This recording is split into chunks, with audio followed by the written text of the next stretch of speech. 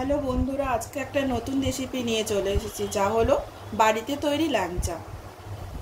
তার জন্য একটি মিক্সির জারে 1 বাটি সুজি নিতে হবে, দিয়ে সেটাকে ভালো করে গুঁড়ো করতে হবে।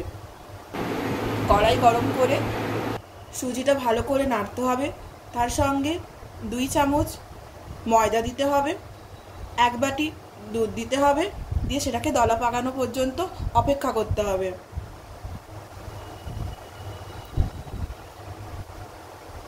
ভালো করে ডো তৈরি হয়ে আসলে সেটাকে ল্যাংচা মিষ্টির মতো গোল গোল শেপে কেটে নিতে হবে।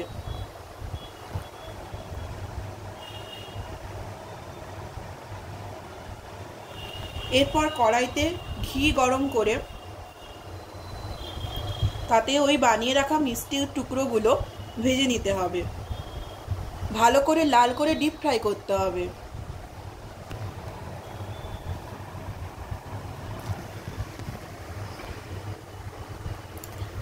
লাল লাল করে ভাজা হয়ে গেলে তুলে নিতে হবে। এরপর সিরাপ তৈরি করার জন্য বাটিতে জল গরম করে তাতে 1 কাপ চিনি দিতে হবে। ভালো করে ফোটা পর্যন্ত অপেক্ষা করতে হবে। ফুটে ফুটে চিনির জলটা লাল হয়ে আসবে এবং হাতে চিড় ধরতে থাকবে।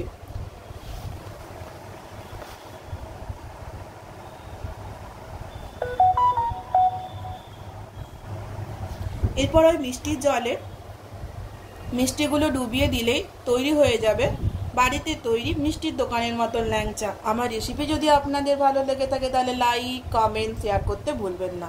নমস্কার।